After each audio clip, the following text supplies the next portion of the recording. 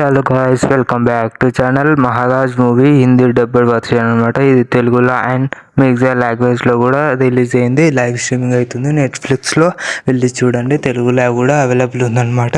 Hero name వచ్చేసి అమీర్ ఖాన్ కొడుకు Junaid Khan. First heroine name Shalini Pandey and Sharvari అనమాట. Second heroine name.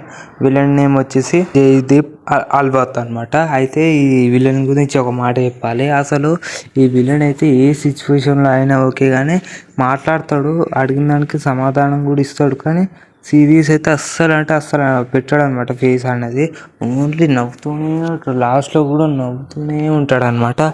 అంటే మనకు కూడా కొంచెం భయం అనిపిస్తుంది విలన్ని చూస్తే. అంతా కొంచెం అలా నవ్వుతున్నాడు అంటే నెక్స్ట్ ఏం చేస్తాడు, ఏం జరగబోతుందో అనే ఆలోచన మనకు ఉంటుంది అనమాట. ఇందులో మెయిన్ ప్లాట్ ఒకటి ఉంటుంది అనమాట. మందిరం అంటే ఆలయం కదా, ఆలయాన్ని మూసేసామని చెప్పడం జరుగుతుంది మన విలన్ అనమాట. అయితే ఇక్కడ ఏం జరుగుతుంది అంటే ఒక ఫోటో తీసుకుని వస్తుంది అనమాట. ఆ ఫోటోని చెట్టు కింద పెడుతుంది. ఆ ఫోటో 1846లో కూడా కలర్లో ఉందంట. ఇప్పట్లో అంటే 1999లో కూడా సరిగ్గా కలర్స్ లేవు అనుకో. కానీ ఇది 1852లో అలా ఎలా తీస్తుందండి కలర్, నాకు ఆ ఫోటో అర్థమవుతలేదు. కానీ జునేద్ ఖాన్ యాక్టింగ్ అయితే చాలా బాగా అనిపించింది. ఫస్ట్ 10 minutes కొంచెం బోరింగ్గానే అనిపిస్తుంది. దాని తర్వాత స్టోరీలోకి వెళ్ళగానే ఇక అక్కడ నుంచి మెయిన్ ఇక యాక్టింగ్ అయితే చాలా బాగుంటుంది. జునేద్ ఖాన్ అయితే యాక్టింగ్ అయితే శాలిని పాండే చూడగానే నేను షాక్ అయినా అనమాట.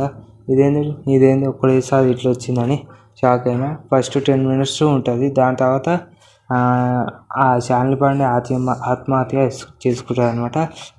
చేసిన తప్పు ఏంటో తెలుసుకుంటాడు. దాని తర్వాత ఇక స్టోరీ లైన్ అనేది ఇలా స్టార్ట్ అవుతుంది అనమాట. ఫస్ట్ హాఫ్ మనకు మంచిగా అనిపిస్తుంది. సెకండ్ హాఫే కొంచెం బోరింగ్ అనిపిస్తుంది. అంటే ఇది స్లోగా తీసినట్టు అనిపిస్తుంది అనమాట.